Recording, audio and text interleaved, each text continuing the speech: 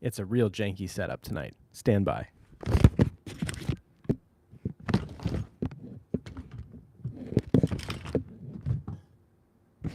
There we go. Welcome back. It's a Tuesday night stream. I should have checked when the last one of these was because it's been a while. And I made the title for this one prior to knowing what I was going to talk about. I called this just the biggest mistake I've made in the past 12 years. And I've been running my company for almost 15 years now. And I've been a professional videographer for 18 years now. And so there are lessons that I've learned, but when I started this, when I created the thumbnail for this, I was like, I'll think about it today. And I did. And what I came up with was more profound than I thought. And I realized that this video itself, this stream itself, is a testament to both the fact that I can speak about what I'm about to talk about, and it also speaks to the fact that I'm still working on it, and it is not something I've mastered, nor will I ever master, potentially. But when it boils down to it, the simplest summary of the biggest mistake I've learned is I've worried a ton about what other people think. And that sounds cliche. It sounds simple, and it is. In a lot of ways, it is. And that's one of these things that people tell you all through your life. I don't care what people think about me. I'll wear whatever I want. I don't care what people think about me. But those people check themselves in the mirror before they leave the house, because we all do. Because we all care what people think about us.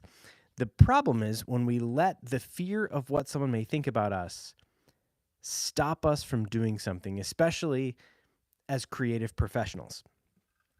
And for us to move past these assumptions and these restrictions that have held us back is difficult, and it's not something that comes without repetition, and it's not something that comes just from knowing that you should. So let me explain. Creating stuff, being a creator, involves making yourself vulnerable. It involves putting yourself out there and being judged for your work by people who have no idea what your work involves, and by people who do know what your work involves. And it's a grind that doesn't go away. I just listened to Brett Carlson's podcast, Reciprocity, great podcast. I listened to him talking to Dane Iwata on the podcast, and they were talking, both these guys are exceptional producers and photographers, photojournalists, video producers, accomplished visual storytellers. And hearing them talk about imposter syndrome was impactful because you don't think that people above you have imposter syndrome, and they do. And hearing these people talk about it, and hearing both Brett and Dane, who I know, and Dane has been my mentor since I became a successful video producer. I owe it to Dane, and I've talked about that before on these, but I know these people. I've met both these people. I've hired both of these people, and there's a sense of leveling up when you get to work with somebody like that. And when I watch the confidence that both of them capture with, and that they create and they walk around on these gigs and they film things with a confidence that I don't have. And for me, trying to remind myself that even though somebody may be more accomplished, they still feel that same imposter syndrome is fascinating. And it's a relief on one end because, hey, everyone feels this way, but it's a really big, I don't know, not challenge or detriment, but it's somewhat disheartening to know that the way that you feel now probably will never go away. And even as you continue to level up and gain experience, it probably won't go away. And so going through this creative career with imposter syndrome is one thing, but the other piece of it is being judged by the people that you do that do the same work as you. You've got jealous colleagues and you've got supportive colleagues, and sometimes people who are a mixture of the two. But I know people that when I see what they do, I'm like, that is so awesome that you're doing that. I love that. And then I also have other people that when I see what they do, I think, that should be me. I should have gotten that job. Why wasn't I called? Why wasn't I considered? I would be so good at that. And knowing that other people look at me the same way and go back and forth between those two things, knowing that makes it hard to do work sometimes, because I know that on one hand, some people would be excited for the work that I'm doing. And on the other hand, people may look at that and say, what is Sean doing? He's not qualified to do that. He said yes. He was trying to grow and be vulnerable or whatever. It didn't work. He shouldn't be doing this project. And I feel that on so many projects, especially projects where I collaborate with someone on different pieces of it. Like if I film one day and somebody films another day and then our footage comes together, that's when I feel like, oh, these are two different people with two different skill sets, and I'm the worst one. And so with these things, it's tricky to say, just go forward, just move forward. You got to make stuff, even though you do. And at the end of the day, that's the takeaway. And you can turn it off now, as I can tell from the no one watching that that's what's happening. And that's the other piece of this. And that's why I say this episode, this live stream, is indicative of my mastery of this and my absolute lack of mastery of this. And what I mean by that is, making a live stream with no one watching is a tricky thing for someone's ego. Making a live stream where I can watch one person come in and watch one person go out, and it's still just 0 people, 0 likes. It's not easy. And it's the kind of thing where one day you would hear somebody who is successful say, like, yeah, I used to do live streams on YouTube and nobody watched. Ha ha ha ha ha. And I don't want to be somebody who says that and who is wildly successful and famous. That's not what I'm looking for. But it's the kind of thing where, as I'm making these, knowing that they're not being well received is almost easier than knowing that when they go somewhere, someone would look at my channel, especially one of my peers, and be like, what is Sean trying to do? Is he trying to be famous? Is he trying to be an influencer? Why is he doing these live streams? No one cares. No one watches. No one cares. Why is he doing this? And I hear that, and I know that people are thinking that. There's some things where I'm like, it's probably just my head. No. This one I know is true, that people would look at my channel and say, what is Sean doing? A, he's not qualified to talk about video production. That's my imposter syndrome filling in that blank. But B, like, clearly, Sean's not a good YouTuber. Look at his channel. Look at his stats. He's got one video that has gotten him all of his subscribers, and that's it. And then all his other videos get 20 or 30 views, and his live streams no one watches. So making this live stream is a testament to my understanding that I need to keep making stuff. And it's not like, I don't want to make this sound like holier than thou or some quest of like, I must persist, otherwise the terrorists win. It's not that. It's that doing this little live stream with no audience, or watching one person come in and leave, doing something like this strengthens me for other things I'm going to do and other things that I do. We've wrapped our first episode of the kids show that I've been working on for like 3.5 years, and such a long road to get there. And now I have to edit it, and there's a huge responsibility there because I want to get it right. A lot of people put a lot of time into this. A lot of people have supported me in this and took some huge risks to do this. And now it's in my hands as an editor to say, how good can I make this? How can I honor and respect the people's time who were a part of this? And that's all going to be how good the edit is. And if I edit a real turd and we waste this whole thing, that's on me. But if I can edit this into something spectacular, then fantastic. We get to do more of these, and we get to ideate and continue. And knowing that, I may edit as best as I can, and it's still going to flop. It's still going to fail. Will hurt, but it'll hurt less having done the things that I've done, including this live stream and the other live streams like it. And so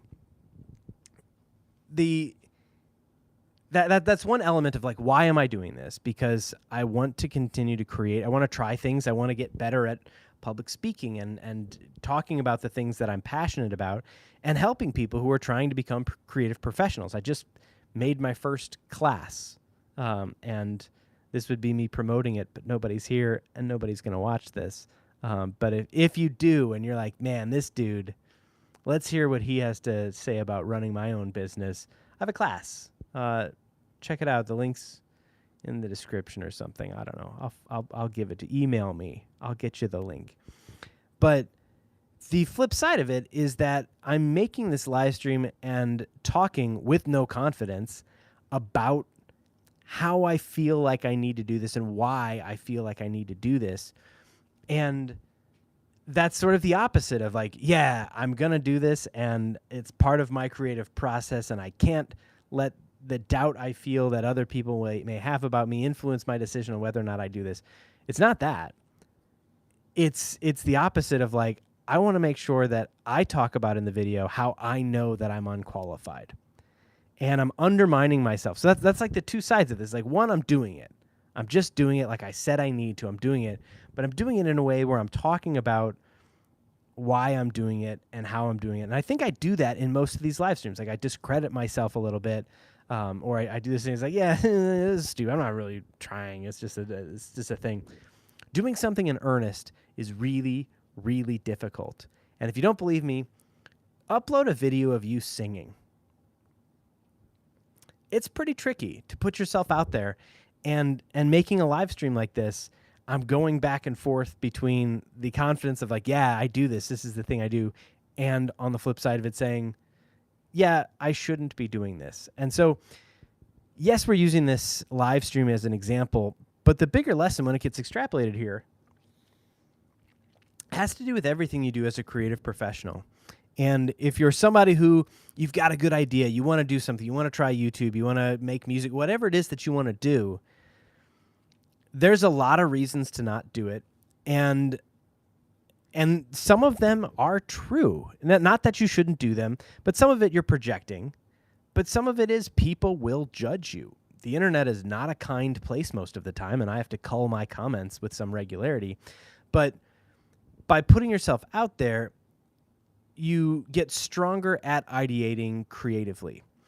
And there's no way to get acclimated to that without repetition on it, without feeling like you fail. And you hear about, and I always want to be careful, and here I am disclaiming myself again. I always want to be careful comparing myself or this experience to successful people.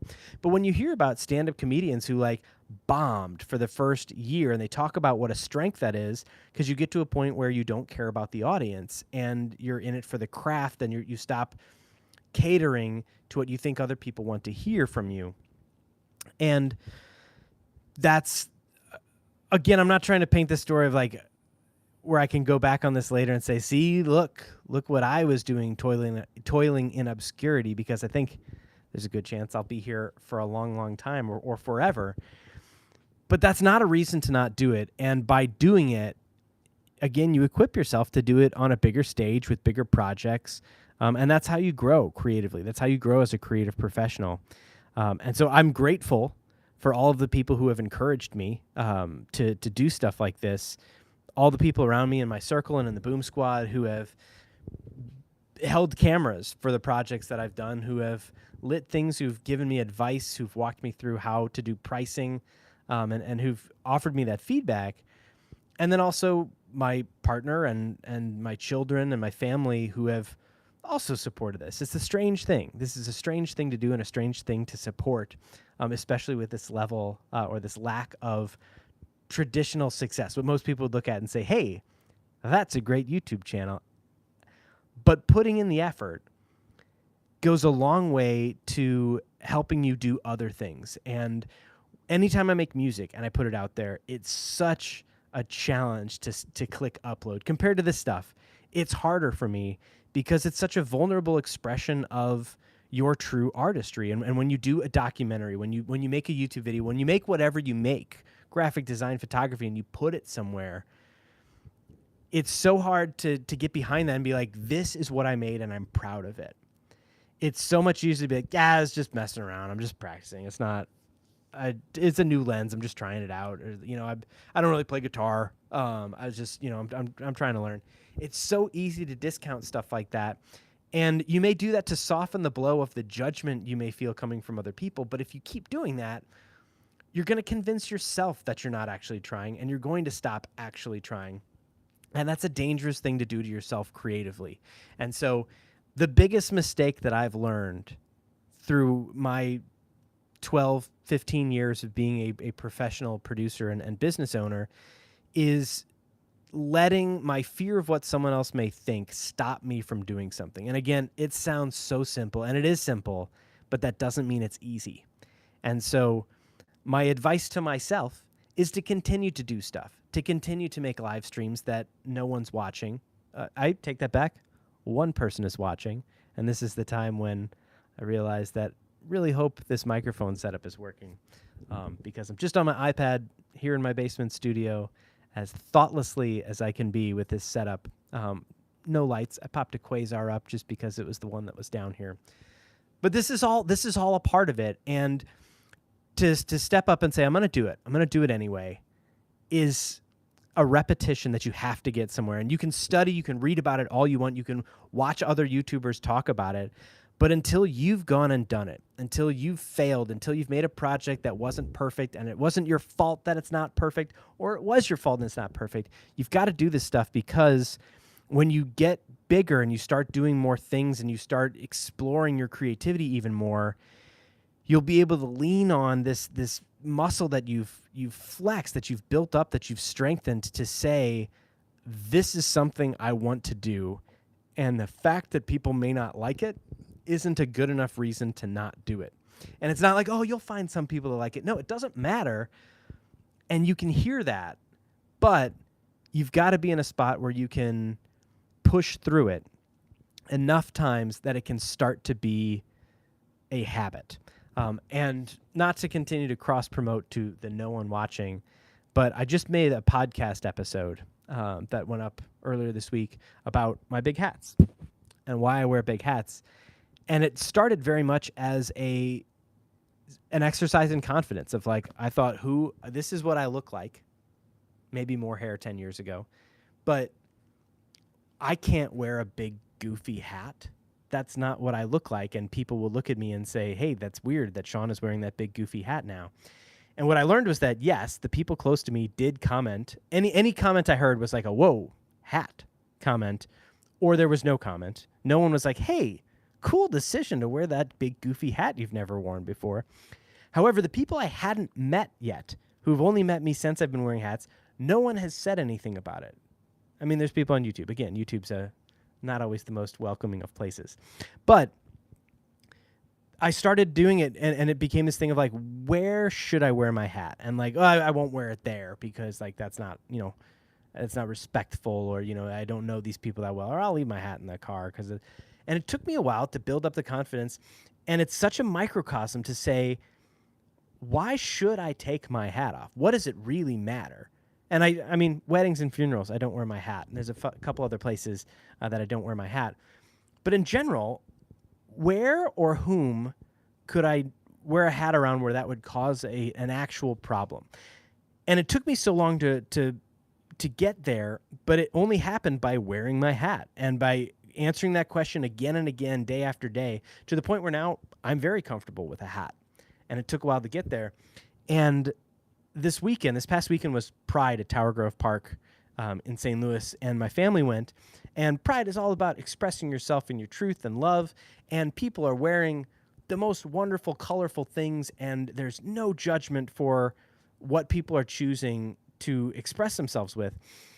And I painted my nails.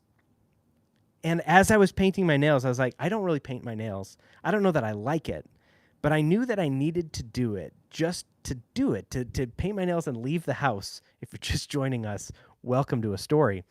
But this exercise of pushing yourself and what you're willing to let other people think about you is something that you cannot just read about. You have to do it. And when you do it, in any way that you do it, whether it's putting live streams on YouTube, whether it's publishing your photos to Instagram or putting music out there, or dressing differently to go somewhere, it's not that you're trying to get used to feeling shame. That's not it. You're trying to get used to expressing yourself in a way that you don't let your projected, what you think someone may judge you for, stop you from doing something.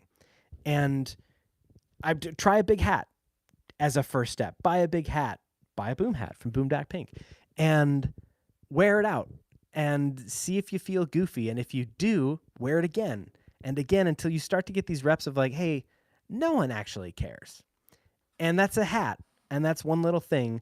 But when you start to put that in to your creative business or your creative hobbies, you start to gain confidence, and you only get that by repetition. You don't get that by studying and meditating on it or anything like that.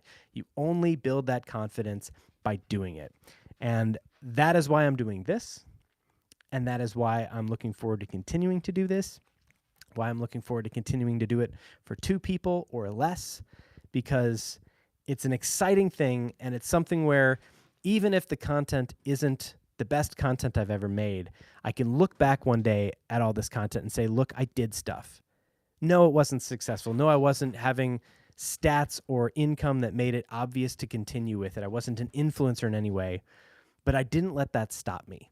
And that is something I'm proud of personally, and that's a lesson I'm really proud of and an example I'm proud of setting for my kids. And it's the kind of thing where you tell them, hey, don't worry about what other people think. You be yourself. You wear whatever you want. It's so easy to say these things, and it's really, really hard to do them by example sometimes. So pick something that's special to you, that pushes you a little bit, whether it's an artistic thing you do that you can put somewhere online and be vulnerable about it, or something that you wear or do or sing while you're walking through the grocery store. Try something, because if you do it, you may find that you're capable of more than you thought you're capable of. And if you're like me, you may learn that the biggest mistake you made was waiting way too long to do stuff like that. Tony, thanks for the happy comment. Happy to help with the H6, and glad the content is enjoyable. I feel like most people, I said this early in the stream, most people find this channel because of a microphone video or two, and then never watch any of the other videos and unsubscribe somewhat shortly thereafter. So it's always nice to hear an example move in the opposite direction. But that is where this live stream ends. I appreciate it. And by that comment, I hope that also means that the microphone was working this whole time. Because especially if you found my channel because of a microphone video and I've been talking into a microphone that doesn't work this entire time, I'm gonna feel some shame about that. But it's a lesson I can use to help me moving forward. That's all I got. Have a great day or night or whatever, wherever. See you later. Bye.